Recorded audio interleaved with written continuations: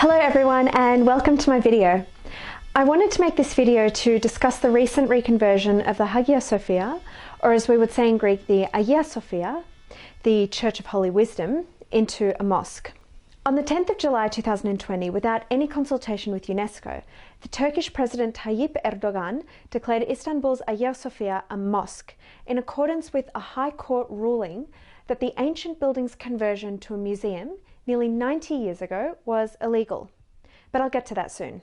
Until just the other day, the Hagia Sophia stood as a great museum, restored and secure.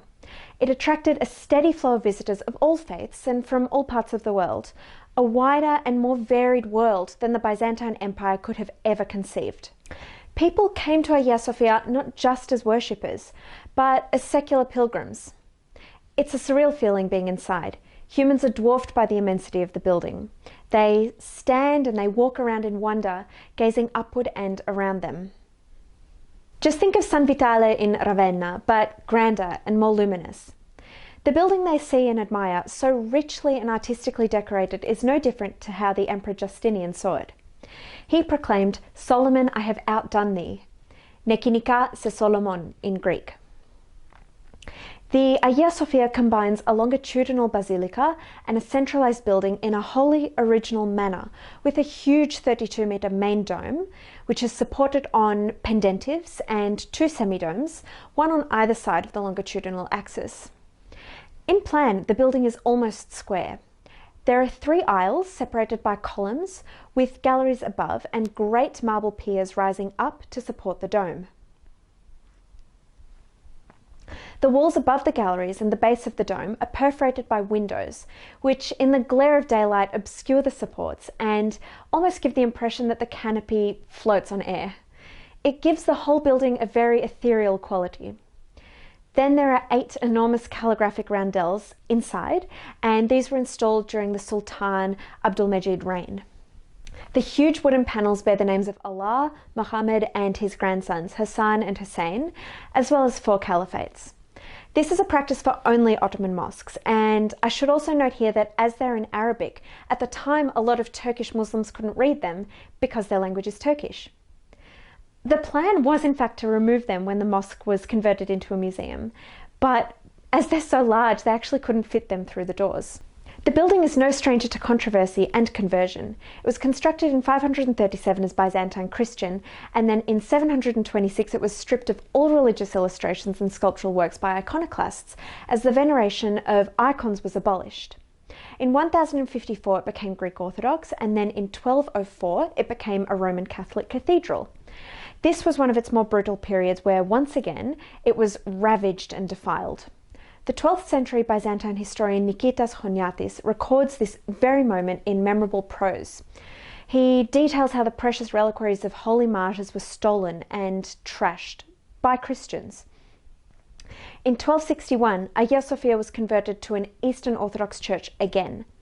Then in 1453, following the fall of Constantinople, Mehmed the Conqueror ordered the conversion of Hagia Sophia into a mosque, which it remained until the fall of the Ottoman Empire in the early 20th century. In 1934, the Turkish government secularized the building, converting it into a museum, and the original mosaics were restored. In Paris, the United Nations cultural body UNESCO said Hagia Sophia was part of the historic areas of Istanbul, a property inscribed on UNESCO's World Heritage List as a museum to serve as a bridge between faiths and cultures. Although it was a museum until the other day, that didn't mean that it was not controversial. In 1967, Pope Paul VI paid an official visit to the museum. At one moment in the course of his tour, he turned to his host and he asked to say a short prayer. Without waiting for a reply, he knelt and murmured a Hail Mary. The incident was brief, but it was widely reported, and a day later, leaders of the National Union of Students entered the museum, and they publicly performed a Muslim ritual prayer before the mihrab. After, they sent a picture of Muhammad the Conqueror to the Vatican with the words of the Islamic prophecy, "Constantinople will one day be conquered." And this shows how the great building, precariously poised between cultures, so easily accommodates provocation. Thinking from a more generous pious perspective, it could be argued that it's a good thing for the Hagia Sophia to be used as a sacred building as opposed to secular monument, because it maintains a spiritual purpose and it appeals to God, seen as a suitable vessel for worshipping God. The building transcends the particular faith that it might have been designed to serve. No religion has done more to persecute Jews than Christianity, and yet Jews feel comfortable visiting a church because churches are also cultural destinations of independent aesthetic value. Along with UNESCO, I think that the decision to reconvert the Hagia Sophia into a mosque should be condemned. Erdogan is actively thwarting Christian and Muslim friendship and is unnecessarily divisive and inflammatory at a time where we need more, not fewer, efforts to build bridges between Islam and Christianity. UNESCO themselves say that they deeply regret the decision of the Turkish authorities. They say that the decision to change the status of Hagia Sophia was made without prior discussion and without any form of dialogue. But given that Erdogan seems to be impervious to such appeals, it's useful to reflect that Hagia Sophia wasn't conceived as a museum either. Of course, it's more acceptable for Greeks and Christians worldwide to see the church repurposed to a neutral role as a historical monument. And maybe it hurts for the building to be repurposed for another religion. At the very least, it's insensitive not just to Christians but to secular Turks. After World War I, Turkey wished to position itself as a secular country, separating religion from the state. We see secularism as important in the generation of European religious warfare.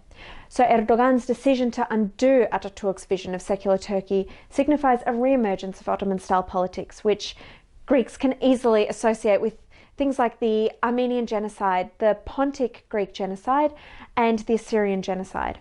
So seen this way, it is a sign of hostility.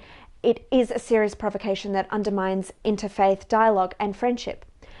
But assuming that the ruling can't be reversed, how do we live with this? Well, we can still visit it, and now access is free. We shouldn't let the conversion offend our pride. Lots of buildings fall into the neutral role of archaeological sites, as with the Acropolis in Athens or the Pantheon in Rome. But what if the Spanish, say, were to take the Alhambra, built for Muslim worship, and declare that it's now a church? I know that it's distasteful, but in a world where beautiful Syrian buildings are reduced to rubble and populations themselves are devastated, actually repurposing a church as a mosque, then a museum, and then a mosque again, well, we could try to approach this philosophically. One day it may return to being a museum. It's just too valuable as a world tourist attraction, and every day that it's a mosque, at least post-coronavirus, the Turkish economy will be losing money. In the meantime, at least the beloved building isn't being destroyed, and at least it's serving someone's idea of venerating a divinity.